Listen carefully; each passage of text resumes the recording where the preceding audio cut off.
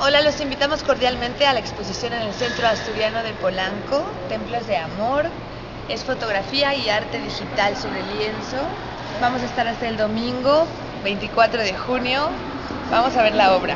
Esta es una hermosísima obra que se llama Templo de Amor.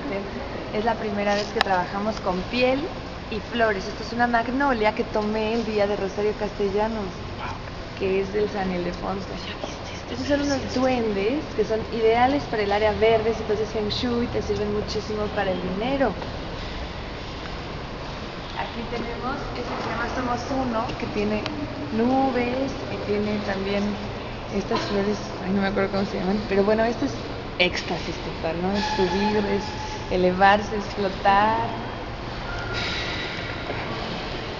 Y también tenemos esta litografía de Dalí, que está también a la venta, que es una hermosa inversión, es una prueba de autor donde está Gala en un coche y Dalí está adelante y hay como también una especie de explosión coloidal bellísima sobre un Ford.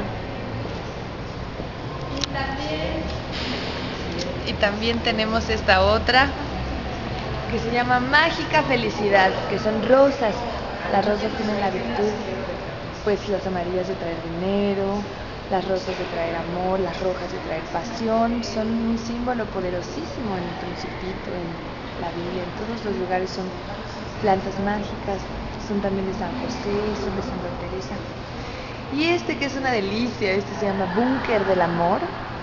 Este tiene el Venetian, este hermosísimo edificio de Las Vegas, para que entremos como a estos universos de Remedios Varo, a otras dimensiones.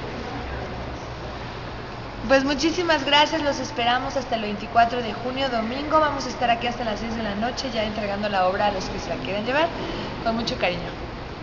Los esperamos.